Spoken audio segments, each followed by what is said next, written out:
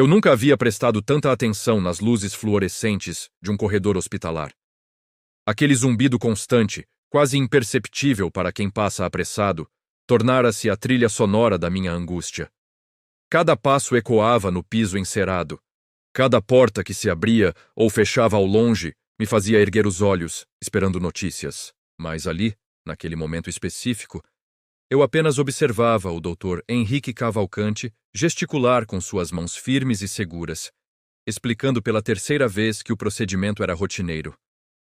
Uma cirurgia de apendicite, basicamente, ele disse, ajustando os óculos no nariz com um movimento que parecia ensaiado de tanto repeti-lo. Laparoscopia simples. 3 pequenas incisões, removemos o apêndice inflamado, suturamos e pronto. Seu irmão estará acordando daqui a algumas horas. Meu irmão, Pedro. O mesmo Pedro que na semana passada havia levado minha filha no colo para ver os pássaros na praça, inventando nomes ridículos para cada um deles.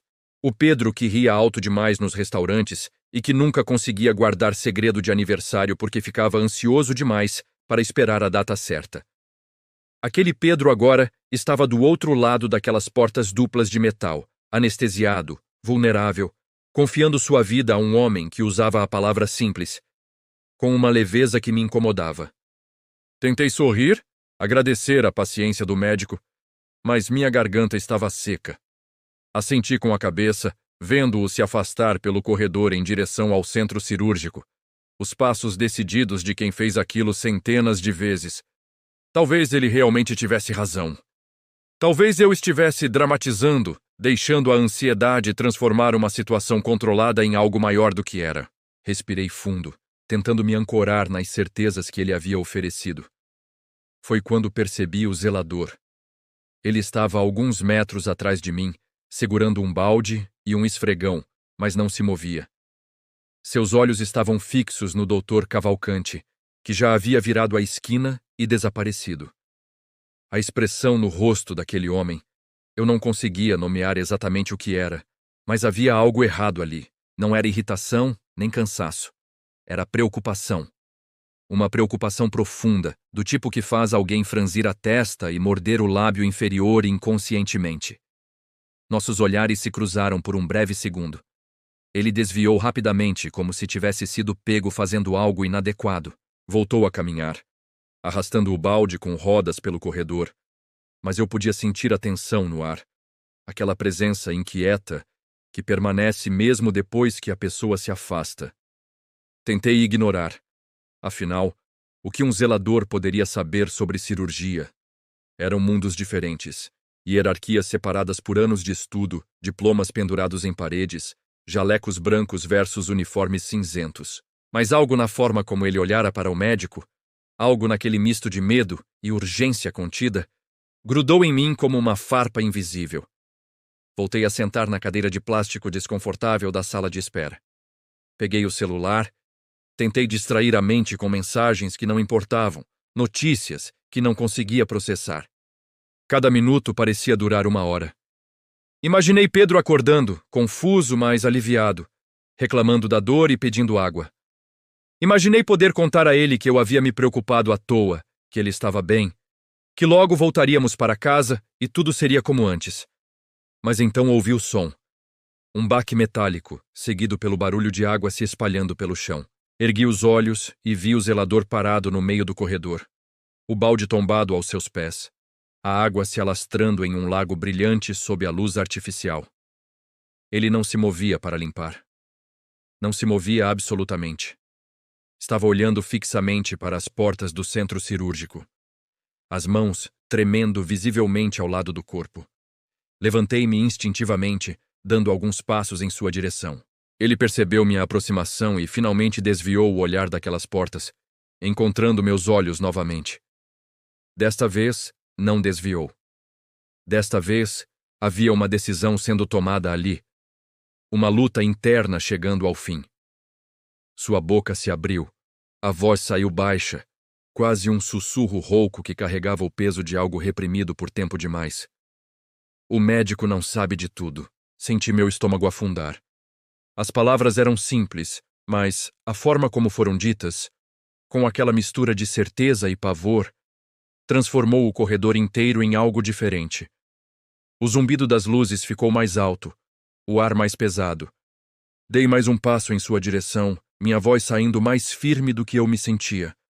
Como assim? O que você está dizendo? Ele olhou novamente para as portas, depois para os lados, como se verificasse se alguém mais estava ouvindo. Passou a mão pelo rosto, deixando escapar um suspiro longo e cansado. Quando voltou a me encarar, percebi que não era apenas preocupação o que eu via em seus olhos. Era conflito. Era o olhar de alguém que sabe algo importante e não tem certeza se deve falar, se tem o direito de falar, se alguém vai acreditar. Começou, mas parou. Balançou a cabeça, como se tentasse afastar o pensamento. Eu não deveria me meter nisso. Meu irmão está lá dentro. Minha voz saiu mais alta do que pretendia, ecoando pelo corredor. Se você sabe de algo, qualquer coisa, você precisa me contar. Ele me observou por um longo momento, medindo se eu era digna de confiança, se minhas palavras eram verdadeiras. Finalmente, inclinou-se ligeiramente em minha direção e sussurrou, com uma urgência que fez meu coração disparar. Esse caso não é simples. Se o doutor continuar achando que é, algo muito ruim vai acontecer. As palavras do zelador ecoavam em minha mente como um alarme distante que não conseguia desligar. Fiquei ali parada, encarando-o, esperando que ele continuasse, que explicasse, que transformasse aquela frase carregada de mistério em algo concreto que eu pudesse entender e, talvez, confrontar. Mas ele apenas me olhava de volta, os ombros tensos, a respiração irregular, como se já tivesse dito demais e agora aguardasse as consequências. O que você quer dizer com isso? Consegui perguntar, minha voz saindo mais como uma súplica do que uma exigência. Você precisa ser mais claro. Precisa me explicar o que sabe. Ele balançou a cabeça lentamente, os olhos desviando novamente para as portas do centro cirúrgico. Havia algo quase reverencial naquele gesto, como se aquelas portas guardassem não apenas equipamentos e procedimentos, mas segredos que ele conhecia e temia. Eu não sou médico, disse finalmente a voz baixa e controlada. Não tenho diploma pendurado na parede, não uso jaleco branco, mas eu trabalho aqui há 23 anos. 23 anos limpando corredores, esvaziando lixo, ouvindo conversas que não eram para mim. E às vezes... Pausou, escolhendo as palavras com cuidado. Às vezes a gente percebe coisas. Senti uma onda de frustração subir pelo peito. Não tinha tempo para enigmas, para meias palavras. Pedro estava sendo aberto naquele exato momento, e cada segundo que passava sem respostas claras era um segundo a mais de agonia.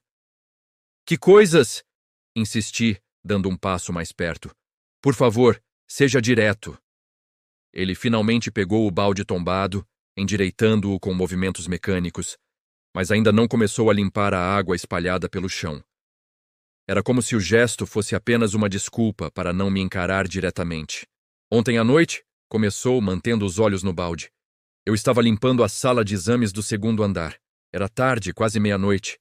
O hospital estava vazio, só tinha a equipe do plantão. E eu ouvi vozes vindo da sala de imagem. Meu coração acelerou. Que vozes? Eram 2 médicos. Não sei os nomes, mas reconheci um deles pela voz. É um dos radiologistas que trabalha de madrugada. Eles estavam discutindo um exame. E o nome... era Pedro Silva, seu irmão. Senti minhas pernas fraquejarem.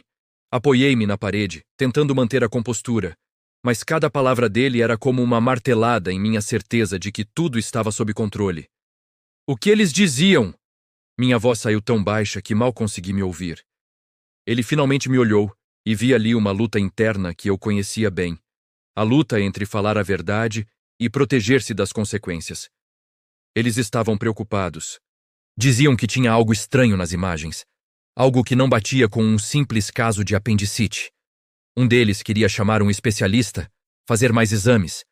O outro disse que já era tarde, que a cirurgia estava marcada para amanhã e que provavelmente era só uma sombra no equipamento. Minha respiração ficou presa na garganta. E qual deles venceu a discussão? Não sei, eu tive que sair de lá antes que me vissem. Mas quando saí, eles ainda estavam argumentando. Olhei para as portas do centro cirúrgico, para aquele metal frio que separava meu irmão de mim, e senti uma urgência desesperada de atravessá-las, de interromper tudo, de exigir que verificassem novamente, que olhassem com mais cuidado, que não tratassem Pedro como mais um procedimento de rotina. Eu preciso falar com o Dr. Cavalcante, disse, já me movendo em direção à recepção do centro cirúrgico. Preciso contar isso a ele. O zelador me segurou pelo braço, não com força, mas com uma firmeza que me fez parar. Espera, disse, a voz urgente. Você acha que ele vai te ouvir? Você acha que um cirurgião-chefe vai parar uma cirurgia porque um zelador ouviu uma conversa no corredor? Sabia que ele tinha razão, mas não podia aceitar aquilo. Então o que eu faço? Fico aqui sem fazer nada enquanto meu irmão... Não sei, ele me interrompeu soltando meu braço. Não sei o que você deve fazer. Só sei que algo não está certo. Meu instinto, depois de tantos anos aqui, está gritando que algo vai dar errado. Ficamos ali parados, dois estranhos unidos por uma preocupação compartilhada e pela impotência de não saber exatamente o que fazer. O corredor ao nosso redor continuava sua rotina indiferente. Enfermeiras passando com pranchetas, familiares de outros pacientes conversando em voz baixa, o som distante de carrinhos de equipamento sendo empurrados. Você viu os exames? Perguntei, tentando encontrar algo concreto em meio àquela névoa de incertezas. Conseguiu ver o que os médicos estavam analisando? Ele balançou a cabeça. Não, só ouvi. Mas a forma como eles falavam não era tranquila. Era tensa. E um deles mencionou algo sobre a posição. Disse que se fosse realmente onde parecia estar, a abordagem laparoscópica seria arriscada. Minha mente corria, tentando montar um quebra-cabeça com peças que não se encaixavam completamente. Dr. Cavalcante havia sido tão confiante, tão certo de que era um caso simples. Mas e se os médicos da madrugada tivessem visto algo que ele não viu? E se a pressa da manhã, a rotina de um hospital lotado, tivesse feito com que uma segunda opinião crucial fosse ignorada? Você já tentou falar com alguém sobre isso? Perguntei. O zelador deu uma risada curta e sem humor. Com quem? Quem vai ouvir um zelador? Eu levantaria suspeitas, causaria problemas e, no fim das contas, seria apenas minha palavra contra a avaliação de um cirurgião experiente. Eu poderia até perder meu emprego por espalhar pânico. Mas você está me contando. Porque eu vi sua cara, disse ele com uma sinceridade crua. Vi como você olha para aquelas portas. Reconheço esse olhar. Já vi muita gente esperando aqui, mas você... Você está sentindo que algo não está certo também, não está? Não é só ansiedade normal. É um pressentimento. Ele estava certo. Desde que cheguei ao hospital, desde a primeira conversa com o Dr. Cavalcante, algo não se encaixava. A forma como o médico evitou meus olhos quando eu perguntei sobre complicações possíveis. A rapidez com que ele marcou a cirurgia, sem sugerir novos exames ou uma segunda opinião. A própria urgência, como se atrasar fosse pior do que arriscar. O que você acha que está errado? Perguntei, minha voz saindo quase como um sussurro. No seu instinto, o que você sente? Ele ficou em silêncio por um longo momento, os olhos perdidos em algum ponto distante. Quando finalmente falou, sua voz carregava um peso que me fez tremer. Eu acho que se o doutor continuar achando que é uma apendicite simples, se ele abrir seu irmão esperando encontrar só um apêndice inflamado, ele pode encontrar algo completamente diferente. E se ele não estiver preparado para isso, se a equipe não estiver preparada, se os instrumentos certos não estiverem ali... Pausou, engolindo em seco. Algo terrível pode acontecer. Não sei quanto tempo ficamos ali, o zelador e eu, paralisados pelo peso daquelas palavras. O corredor continuava seu fluxo normal, mas para mim o tempo havia se tornado viscoso, cada segundo arrastando-se com uma lentidão torturante. Minha mente não conseguia processar completamente o que estava acontecendo. Pedro estava sendo operado naquele exato momento. Talvez já tivessem feito as incisões, talvez já estivessem dentro dele, e eu estava ali fora, impotente, segurando pedaços fragmentados de uma informação que podia ser crucial ou podia ser apenas paranoia coletiva. Eu preciso de mais, disse finalmente, minha voz ganhando uma firmeza que não sabia que ainda possuía. Você precisa me contar tudo o que ouviu. Cada detalhe, cada palavra que conseguir lembrar. Se eu vou interromper uma cirurgia, se eu vou enfrentar aquele médico, preciso ter algo concreto. O zelador olhou ao redor novamente, aquele gesto nervoso que já tinha se tornado familiar. Não aqui, murmurou. Vamos para o almoxarifado no fim do corredor. Não tem câmeras lá e ninguém vai nos interromper. Segui-o por um labirinto de corredores secundários que eu nunca havia notado antes. O hospital revelava-se maior e mais complexo do que eu imaginava, com áreas que existiam além da superfície polida, apresentada aos visitantes. Passamos por salas de manutenção, depósitos de equipamentos antigos, um corredor inteiro que cheirava a desinfetante industrial. Finalmente, ele abriu uma porta discreta e me conduziu para dentro.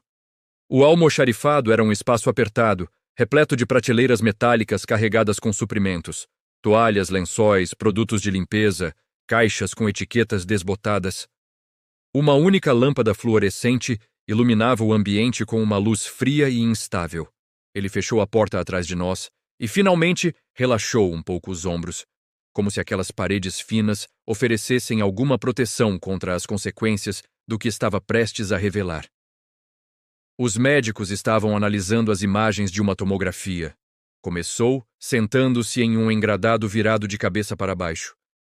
Pelo que entendi, seu irmão havia feito o exame algumas horas antes, durante a madrugada, quando deu entrada na emergência.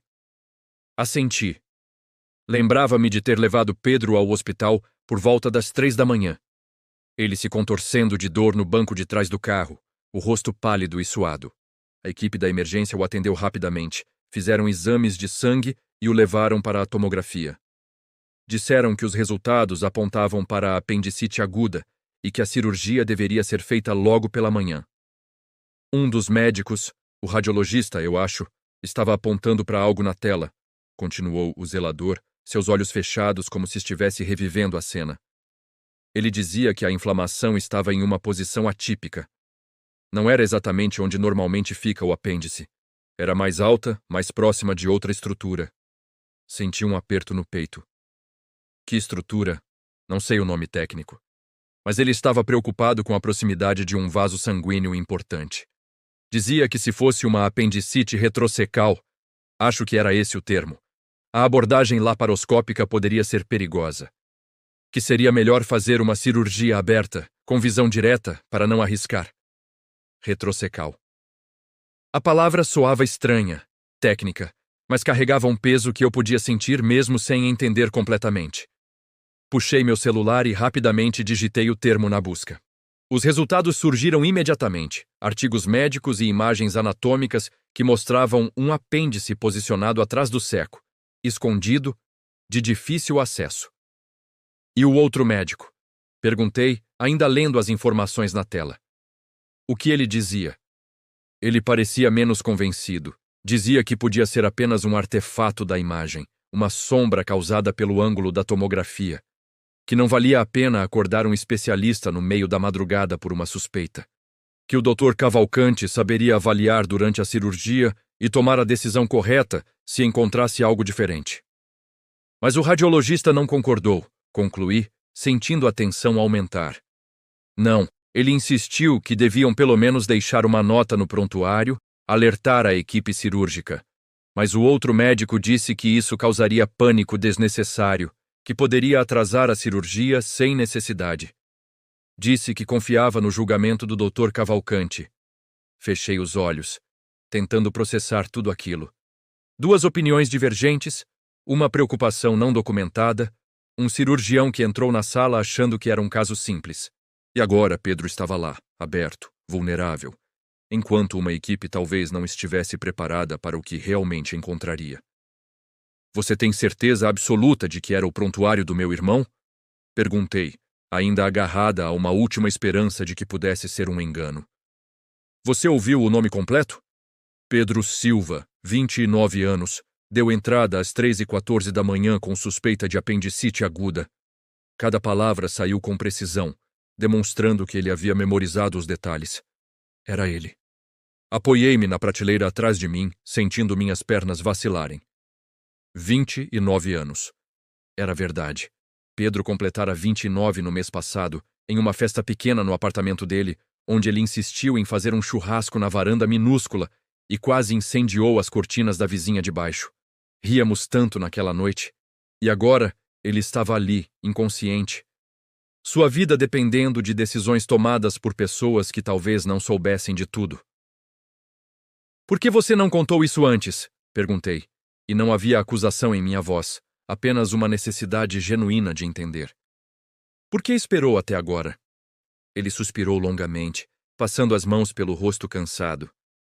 "Porque eu não tenho certeza de nada, porque não sou médico, e não sei se realmente tem algum problema ou se são só dois profissionais discordando sobre algo que no fim vai dar certo do mesmo jeito. Porque eu tenho medo de causar um pânico desnecessário e acabar perdendo meu emprego, minha única fonte de renda. Porque..." Pausou, a voz falhando. "Porque eu já vi muita coisa dar errado neste hospital, e quando dá errado, ninguém quer ouvir que o zelador tinha avisado." Havia tanta dor naquelas palavras, tanta resignação acumulada ao longo de anos, sendo invisível, tendo conhecimento, mas não tendo voz. Aproximei-me dele e, sem pensar muito, segurei sua mão. "Obrigada por me contar", disse, e era sincero. "Obrigada por se importar o suficiente para arriscar." Ele apertou minha mão de volta, e por um breve momento não éramos mais uma visitante desesperada e um funcionário esquecido. Éramos apenas duas pessoas tentando fazer a coisa certa, em meio a um sistema que nem sempre permitia que a coisa certa fosse feita. A porta do almoxarifado se abriu bruscamente, inundando o espaço com a luz forte do corredor. Ambos pulamos, assustados, e vi a figura imponente do Dr. Cavalcante preenchendo o batente da porta. Seu rosto normalmente controlado estava tenso, as sobrancelhas franzidas em uma expressão que misturava irritação e preocupação. "O que está acontecendo aqui?" Sua voz ecoou no espaço confinado, carregando uma autoridade que não admitia evasivas. Seus olhos foram do zelador para mim, e então de volta para ele. "Estou procurando vocês há 10 minutos. A enfermeira disse que viu você, Josué, entrando aqui com a irmã do paciente." Então, ele tinha nome. Josué. Parecia adequado de alguma forma. Um nome bíblico para alguém que estava tentando evitar uma tragédia. "Doutor", comecei, tentando encontrar as palavras certas, minha voz tremendo ligeiramente. "Precisamos conversar sobre a cirurgia do meu irmão. Há informações que o senhor precisa saber." Ele não se moveu da entrada, seus braços cruzados sobre o jaleco manchado. Manchado. Meu coração saltou ao perceber. Aquelas manchas eram sangue. Pedro estava sangrando. A cirurgia já havia começado. "Que informações?" A pergunta saiu seca, impaciente. "A cirurgia está em andamento. Não tenho tempo para..." "Uma apendicite retrocecal", Josué interrompeu, sua voz ganhando uma firmeza que não havia antes. Ele se levantou, encarando o médico diretamente. "2 radiologistas discutiram isso ontem à noite. Um deles estava preocupado com a posição do apêndice e a proximidade com vasos importantes. Eles não conseguiram concordar, e parece que a informação não chegou até o senhor." O rosto do Dr. Cavalcante mudou. A irritação deu lugar a algo mais complexo. Surpresa, talvez, misturada com uma pontada de preocupação que ele tentou disfarçar, mas não conseguiu completamente. "Como você sabe disso?" perguntou, agora com uma intensidade diferente na voz. "Eu estava lá, ouvi a conversa."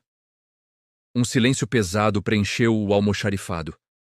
Podia ver o médico processando aquela informação, sua mente provavelmente correndo por implicações, avaliando riscos, recalculando procedimentos. Finalmente ele suspirou, e quando falou novamente, sua voz havia perdido toda a arrogância anterior. "Nós encontramos algo. O apêndice não está onde deveria estar, e há uma hemorragia que não conseguimos controlar completamente com a laparoscopia." Meu mundo desmoronou. O sangue parecia ter drenado completamente do meu corpo. Segurei-me na prateleira com tanta força que senti a madeira cravar na palma da minha mão, mas a dor física era insignificante comparada ao terror que me atravessava. Hemorragia. Pedro estava sangrando. Meu irmão estava sangrando em uma mesa de cirurgia porque algo não havia sido verificado adequadamente, Porque informações cruciais haviam se perdido em conversas de corredor nunca documentadas. O senhor precisa parar, consegui dizer, minha voz saindo rouca e desesperada. Precisa converter para cirurgia aberta, precisa... Já estamos fazendo isso. Dr. Cavalcanti me interrompeu, mas não havia mais aquela confiança inabalável em sua voz. Havia algo novo ali. Medo. Um medo contido, profissional, mas inconfundível. Deixei a equipe ampliando a incisão enquanto vim procurar vocês, mas preciso saber exatamente o que foi discutido. Cada detalhe pode ser crucial agora. Ele entrou completamente no almoxarifado, fechando a porta atrás de si. O espaço ficou ainda mais apertado com sua presença, mas de repente, aquilo não era mais um depósito de suprimentos. Era um gabinete de guerra improvisado onde 3 pessoas tentavam salvar uma vida. Conte tudo, ordenou, olhando diretamente para Josué. E seja preciso, não tenho muito tempo. Josué engoliu em seco, mas manteve a compostura. Repetiu tudo novamente, desta vez com ainda mais detalhes, lembrando-se de fragmentos de conversa que não havia mencionado antes. Falou sobre como um dos radiologistas havia ampliado uma área específica da imagem, como havia apontado para uma estrutura próxima ao apêndice, como havia mencionado o termo posição retrocecal alta e expressado preocupação específica sobre a artéria ileocólica. Dr. Cavalcanti ouvia com uma intensidade absoluta, seus olhos fixos em Josué, sem piscar. Quando o zelador terminou, o médico ficou em silêncio por alguns segundos que pareceram eternos, processando, recalculando, refazendo mentalmente cada passo do procedimento. Artéria ileocólica, murmurou, mais para si mesmo do que para nós. Se o apêndice está enrolado atrás do seco em uma posição alta... Meu Deus! O quê? Perguntei, incapaz de conter o desespero. O que isso significa? Ele me olhou, e pela primeira vez vi não o cirurgião confiante que havia me tranquilizado no corredor, mas um homem enfrentando a possibilidade de ter cometido um erro catastrófico. Significa que eu entrei achando que seria uma remoção simples de apêndice, disse, cada palavra carregada de um peso esmagador. Entrei com instrumentos laparoscópicos, com uma equipe preparada para um procedimento de rotina. Mas se o apêndice está na posição que vocês estão descrevendo, ele está aderido a estruturas que não deveríamos tocar sem visão direta completa. E se a artéria ileocólica foi danificada no processo? Pausou, fechando os olhos. A hemorragia pode se tornar incontrolável muito rapidamente. Senti minhas pernas cederem. Josué me segurou pelo braço, impedindo que eu caísse, mas mal registrei o gesto. Tudo o que eu conseguia pensar era em Pedro, em seu sorriso torto, em sua risada alta, em como ele tinha medo de agulhas, mas nunca admitia, em como ele sempre verificava se eu havia chegado em casa em segurança antes de dormir, em como ele... Mas vocês podem parar o sangramento agora, disse, agarrando-me a qualquer esperança.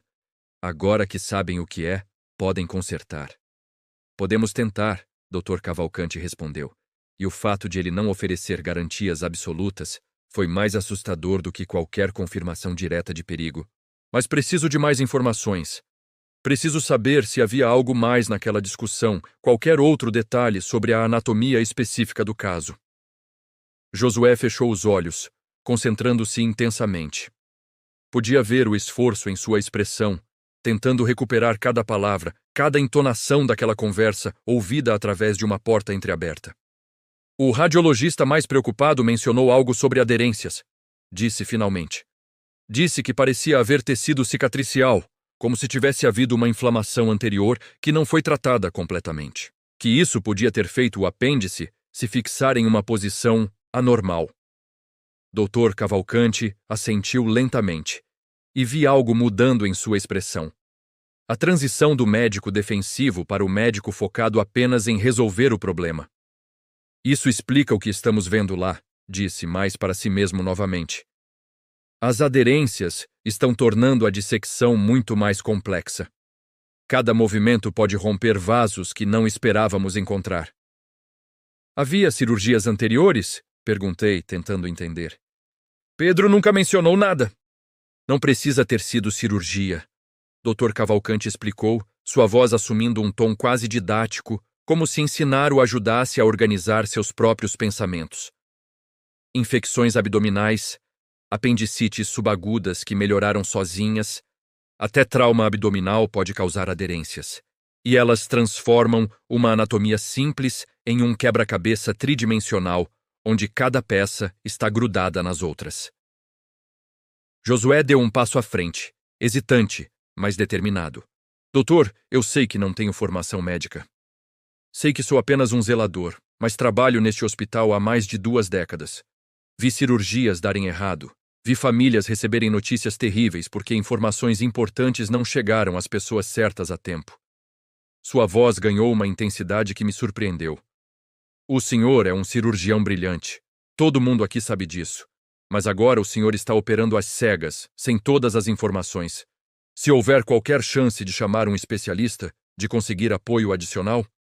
Não há tempo, Dr. Cavalcanti o interrompeu, mas não havia raiva em sua voz. Havia apenas a frieza da realidade. Cada minuto que passa com uma hemorragia ativa aumenta o risco. Preciso voltar agora e trabalhar com o que tenho. Então, deixe-me ajudar de outra forma, Josué insistiu, surpreendendo a ambos. Deixe-me buscar os registros da radiologia, encontrar essas imagens, trazer tudo o que puder sobre a anatomia específica dele. Posso ser rápido. Conheço cada atalho deste hospital. Dr. Cavalcanti olhou para ele com uma expressão que mesclava surpresa e algo que parecia quase respeito. Você faria isso? Já estou fazendo, Josué respondeu simplesmente. Houve um momento de silêncio onde algo fundamental mudou entre aqueles 2 homens. As hierarquias, os diplomas, os anos de treinamento formal, nada daquilo importava mais. Importava apenas salvar Pedro. O sistema digital da radiologia, Dr. Cavalcanti disse rapidamente. Acesse com meu login, usuário hcavalcanti, senha HC2891. Procure por imagens de tomografia de abdômen do paciente Pedro Silva das últimas 24 horas. Anote qualquer observação que encontrar nos metadados, qualquer marcação que os radiologistas possam ter deixado. Josué já estava se movendo em direção à porta quando eu o alcancei, segurando seu braço. Obrigada, sussurrei. Obrigada por se importar. Ele apertou minha mão brevemente. Vou trazer tudo. Prometo. E então ele se foi, seus passos ecoando pelo corredor enquanto corria com uma urgência que contradizia sua idade. Dr. Cavalcanti e eu ficamos sozinhos no almoxarifado. Ele olhou para mim, e pela primeira vez pareceu realmente me ver. Não como a aparente ansiosa de um paciente, mas como um ser humano enfrentando a possível perda de alguém que amava. Lamento, disse. E havia uma honestidade crua naquelas palavras. Lamento ter subestimado a complexidade do caso. Lamento não ter procurado mais informações. Lamento ter dito que era simples quando deveria ter sido mais cauteloso. Assenti, incapaz de falar com a emoção bloqueando minha garganta. Mas prometo a você, continuou, sua voz ganhando uma determinação feroz, que vou usar cada grama de conhecimento e experiência que tenho para trazê-lo de volta. Vou consertar isso. Ele é tudo que tenho, consegui dizer, as palavras saindo entrecortadas. Nossos pais morreram há 3 anos. Somos só nós 2. Ele precisa estar bem. Precisa. Dr. Cavalcanti colocou a mão em meu ombro, um gesto surpreendentemente gentil, vindo daquele homem tão controlado. Vou fazer tudo o que estiver ao meu alcance, e agora, com as informações que Josué trouxe, temos uma chance muito melhor. Ele pode ter salvado a vida de seu irmão apenas por ter coragem de falar. E com isso, ele se foi, correndo de volta para o centro cirúrgico, deixando-me sozinha entre prateleiras de suprimentos hospitalares e o peso esmagador da espera. Não consigo dizer quanto tempo fiquei ali, no almoxarifado, antes de finalmente conseguir me mover. Podiam ter sido minutos ou horas. O tempo havia perdido completamente seu significado. Eventualmente, obriguei minhas pernas a funcionarem e saí, caminhando como um autômato de volta para a sala de espera do centro cirúrgico. As cadeiras de plástico nunca me pareceram tão cruéis, cada uma um testemunho silencioso de quantas pessoas já haviam sentado ali, esperando, torcendo, rezando para que alguém que amavam voltasse inteiro. Sentei-me e deixei minhas mãos caírem no colo, observando-as como se pertencessem a outra pessoa. Estavam tremendo. Não havia parado de tremer desde que Dr. Cavalcante falou sobre hemorragia, sobre aderências, sobre todas aquelas complicações que transformaram um procedimento simples em algo potencialmente mortal. Ao meu redor, a vida do hospital continuava. Uma mulher idosa folheava uma revista sem realmente lê-la. Um homem jovem falava ao telefone em voz baixa, dizendo a alguém que ainda não havia notícias. Uma criança corria pelo corredor até sua mãe a chamar de volta, exausta demais para correr atrás. Cada um carregava seu próprio fardo de preocupação, sua própria história de amor e medo. Fechei os olhos e deixei as memórias virem. Pedro, aos 7 anos, me ensinando a andar de bicicleta no parque perto de casa, correndo ao meu lado mesmo quando eu já não precisava mais de apoio, rindo quando eu finalmente consegui dar uma volta completa sozinha. Pedro, aos 15, me defendendo de um grupo de garotos que haviam me intimidado na escola, mesmo sendo menor e mais magro que eles. Sua coragem desproporcional ao seu tamanho. Pedro, aos 20, abraçando-me no funeral dos nossos pais, sussurrando que íamos ficar bem, que tínhamos um ao outro, que isso era o suficiente. Era o suficiente. Tinha que ser o suficiente. Ele não podia me deixar também. Não assim. Não em uma mesa de cirurgia porque informações cruciais se perderam em conversas de corredor. Porque orgulho profissional impediu documentação adequada. Porque um zelador foi a única pessoa disposta a conectar os pontos que ninguém mais estava vendo. Josué. Ergui os olhos e o vi vindo pelo corredor, carregando uma pasta repleta de papéis e algo que parecia ser um tablet do hospital. Seu rosto estava vermelho do esforço, a respiração ofegante, mas seus olhos brilhavam com uma determinação feroz.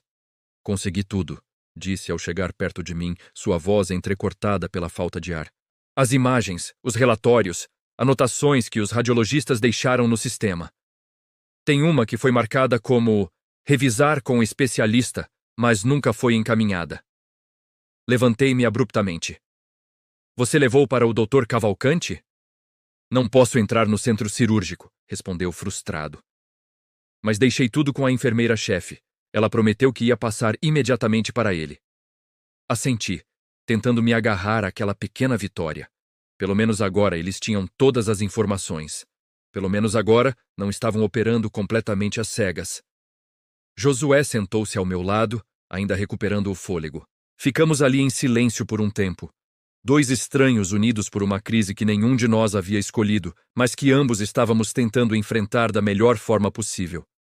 Por que você fez isso? Perguntei finalmente, minha voz mal acima de um sussurro. Você arriscou seu emprego, sua reputação. Por quê? Ele ficou quieto por um longo momento, os olhos fixos em algum ponto distante. Quando finalmente falou, sua voz carregava o peso de anos de experiência e observação. Porque eu vi muitas coisas neste hospital, começou devagar. Vi milagres acontecerem. Vi bebês que não deviam sobreviver crescerem e irem para casa.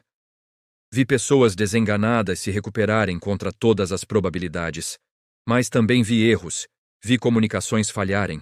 Vi informações importantes se perderem porque alguém achou que não era importante o suficiente, ou porque não queriam questionar a autoridade, ou porque simplesmente estavam cansados demais para se importar. Virou-se para me olhar diretamente, e vi muitas vezes pessoas como eu, zeladores, auxiliares, técnicos, perceberem coisas, saberem que algo estava errado, mas ficarem quietas porque achavam que não tinham o direito de falar, que não seriam ouvidas. E depois, quando as coisas davam errado, eu via essas mesmas pessoas se culpando, pensando, e se eu tivesse falado? Senti lágrimas queimarem meus olhos. Você fez a coisa certa. Não sei ainda, respondeu honestamente. Só vou saber quando seu irmão sair daquela sala. Passaram-se horas, ou talvez minutos. O tempo havia se tornado um conceito fluido, elástico, maleável. Josué permaneceu ao meu lado durante todo o período, um companheiro silencioso em vigília. Às vezes conversávamos sobre coisas sem importância. O clima, notícias aleatórias, memórias de infância. Outras vezes apenas sentávamos em silêncio, compartilhando o fardo da espera. Em algum momento, uma enfermeira passou e nos ofereceu café. Aceitamos sem pensar, segurando os copos de isopor como âncoras que nos mantinham conectados à realidade. O café estava morno e sem gosto, mas bebi mesmo assim, precisando da sensação de fazer algo, qualquer coisa. Foi quando vi Dr. Cavalcante aparecer no final do corredor. Meu coração parou. Josué apertou minha mão. Levantamo-nos simultaneamente, nossos corpos tensos com antecipação e medo. O médico caminhava devagar, seus passos medidos, e era impossível ler sua expressão de tão longe. Cada passo dele parecia uma eternidade, cada metro percorrido um universo de possibilidades, boas e terríveis. Quando finalmente chegou perto o suficiente para eu ver seu rosto claramente, vi lágrimas nos cantos de seus olhos. Meu mundo desmoronou e se reconstruiu no espaço de um segundo. Ele está estável, disse, e aquelas duas palavras eram as mais bonitas que eu já tinha ouvido. A cirurgia foi complicada, muito mais complicada do que qualquer um de nós antecipou. Mas conseguimos controlar a hemorragia, o apêndice foi removido, e ele está vivo. Minhas pernas cederam. Josué me segurou, apoiando-me enquanto eu soluçava incontrolavelmente. Todo o terror e tensão das últimas horas finalmente encontrando libertação. Senti as mãos do zelador em meus ombros, firmes e reconfortantes. E escutei sua própria respiração, tremendo de alívio. Dr. Cavalcante esperou eu me recompor. Sua paciência infinita agora, tão diferente da pressa de antes. Quando finalmente consegui olhar para ele novamente, vi um homem transformado pela experiência. Não mais o cirurgião arrogante que tinha todas as respostas, mas alguém que havia enfrentado suas limitações e emergido com uma humildade nova e profunda. As informações que Josué trouxe foram cruciais, disse, virando-se para olhar o zelador diretamente. As anotações dos radiologistas nos ajudaram a mapear a anatomia exata.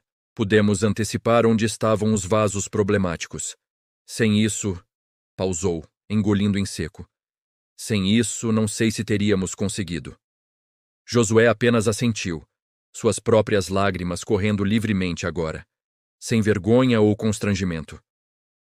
Você salvou a vida dele, Dr. Cavalcante continuou, e havia algo quase reverencial em sua voz. Sua coragem de falar, de insistir mesmo quando não tinha obrigação de se envolver, de arriscar seu conforto e segurança por um estranho. Isso é o que medicina deveria ser. Não só conhecimento técnico, mas também humanidade. Atenção. Coragem para questionar. Eu só fiz o que qualquer pessoa deveria fazer, Josué murmurou. Mas a maioria não faz, eu disse, encontrando minha voz novamente. A maioria fica quieta. Você não ficou. Dr. Cavalcante limpou os olhos discretamente. Um gesto tão humano vindo daquele homem que há horas atrás parecia tão distante e intocável. Vou fazer uma revisão completa dos nossos protocolos de comunicação entre departamentos, disse, sua voz ganhando uma determinação nova. Vou garantir que observações de radiologistas sejam sempre documentadas adequadamente e transmitidas para a equipe cirúrgica. E vou... Pausou, olhando diretamente para Josué. Vou propor um programa onde funcionários de todas as áreas possam reportar preocupações sobre pacientes sem medo de retaliação. Sua perspectiva, sua atenção aos detalhes, salvou uma vida hoje. Quantas outras vidas poderiam ser salvas se criássemos canais adequados para esse tipo de informação? Josué olhou para ele com uma expressão de surpresa e gratidão que partiu meu coração e o remendou ao mesmo tempo. Posso ver meu irmão? Perguntei, minha voz ainda trêmula. Ele está na recuperação agora, Dr. Cavalcante respondeu gentilmente. Ainda sedado, mas estável. Daqui a algumas horas, quando ele começar a acordar, você poderá vê-lo. Mas posso te levar lá agora, se quiser apenas ficar perto. Assenti vigorosamente, incapaz de formar palavras. Olhei para Josué, querendo dizer tantas coisas, mas não sabendo por onde começar. Vá!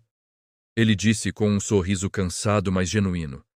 Vá ficar com seu irmão. Eu preciso terminar meu turno de qualquer jeito. Josué, segurei sua mão com força. Nunca vou esquecer o que você fez. Nunca. Só fique bem, respondeu simplesmente. Vocês dois, é tudo que eu preciso saber. Dr. Cavalcante me conduziu pelos corredores até a sala de recuperação. Através de uma janela de vidro, pude ver Pedro, pálido, conectado a vários tubos e monitores, mas respirando. Vivo. Meu irmão estava vivo. Apoiei a testa no vidro frio, deixando as lágrimas correrem livremente. Dr. Cavalcante permaneceu ao meu lado por alguns momentos, antes de falar novamente. Quando ele acordar, vai ter um longo período de recuperação pela frente. A cirurgia foi mais invasiva do que o planejado inicialmente, mas ele é jovem, saudável. Vai se recuperar completamente. Graças a você, disse, virando-me para encará-lo. E graças ao Josué. Graças a todos nós, corrigiu gentilmente. Graças a uma irmã que percebeu que algo não estava certo. Graças a um zelador que teve coragem de falar. Graças a uma equipe que soube adaptar quando confrontada com o inesperado. Medicina é trabalho de equipe, e hoje foi um lembrete poderoso disso. Ficamos ali por mais alguns minutos, observando Pedro respirar, seu peito subindo e descendo em um ritmo constante e tranquilizador. Eventualmente, Dr. Cavalcante precisou ir cuidar de outros pacientes, mas antes de partir, disse algo que ficaria comigo para sempre. Em todos os meus anos de medicina, aprendi muito em livros, muito em cirurgias, muito com mentores brilhantes. Mas hoje, aprendi uma das lições mais importantes de um zelador que prestava atenção quando ninguém mais estava. Humildade, abertura, a coragem de admitir quando não sabemos tudo. Fez uma pausa, olhando através do vidro para Pedro. Essa lição salvou uma vida hoje e vai salvar muitas outras no futuro. 3 dias depois, Pedro estava acordado e reclamando da comida do hospital, o que era o sinal mais claro possível de que estava se recuperando bem. Contei a ele toda a história, a conversa de corredor que Josué ouviu, a corrida desesperada para passar as informações, a cirurgia complexa que havia se tornado muito mais do que qualquer um esperava. Ele ficou em silêncio por um longo tempo depois que terminei, processando o quanto ele havia estado perto, o quanto sua vida dependeu de pequenos momentos de coragem e atenção. Eu preciso conhecer esse cara, disse finalmente. Preciso agradecer pessoalmente. Arranjei um encontro. Josué veio nos visitar no quarto de Pedro durante sua pausa para o almoço, ainda vestindo seu uniforme cinza de zelador, os ombros um pouco curvados como se carregasse o peso de anos de invisibilidade. Pedro estendeu a mão assim que ele entrou, mas quando Josué a apertou, meu irmão o puxou para um abraço desajeitado, dificultado pelos tubos e curativos, mas absolutamente sincero. Você salvou minha vida, Pedro disse, sua voz embargada. Como eu posso te agradecer por isso? Josué parecia desconfortável com a atenção, suas bochechas corando. Você não precisa. Preciso sim, Pedro interrompeu. Preciso porque você fez algo que ninguém era obrigado a fazer. Você se importou. Você prestou atenção. Você teve coragem. Qualquer pessoa teria feito o mesmo, Josué murmurou. Mas não fizeram, eu disse suavemente. 2 médicos discutiram sobre seu caso e no final não documentaram as preocupações adequadamente. Várias pessoas devem ter ouvido fragmentos daquela conversa, mas só você conectou os pontos. Só você teve coragem de falar, mesmo sabendo que poderia não ser ouvido, que poderia enfrentar consequências. Ficamos conversando por mais de 1 hora, os 3 juntos, compartilhando histórias, rindo, chorando um pouco. Josué nos contou sobre sua família, sobre seus 23 anos no hospital, sobre as pequenas alegrias e grandes frustrações de um trabalho onde você é essencial, mas invisível. Antes de partir, ele se virou na porta e disse algo que ressoou profundamente. Vocês sabem, durante todos esses anos, eu sempre me senti pequeno neste lugar. Apenas o zelador. Apenas o cara que limpa os corredores. Mas agora... Pausou, um sorriso genuíno iluminando seu rosto cansado. Agora eu sei que importo, que minha voz importa, que prestar atenção importa. Obrigado por me ajudarem a ver isso. Não, Pedro respondeu firmemente.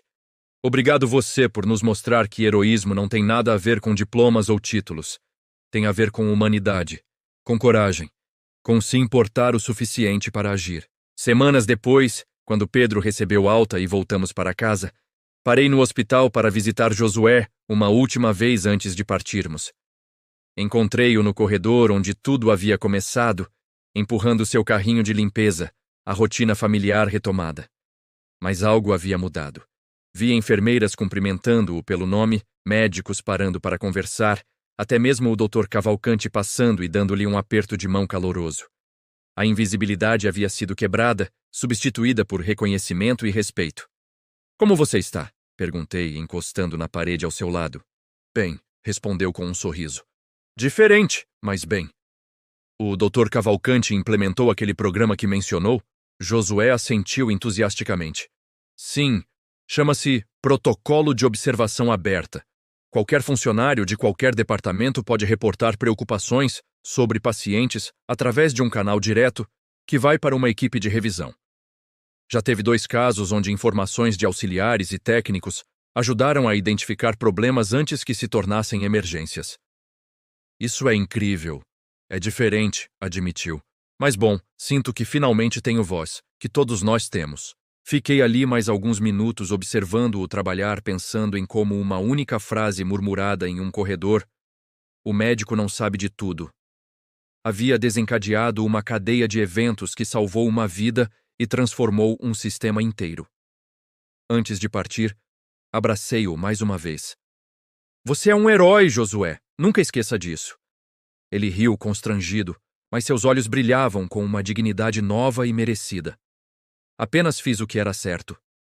E isso, respondi, é exatamente o que faz um herói. Naquele hospital, um zelador salvou uma vida com apenas uma frase.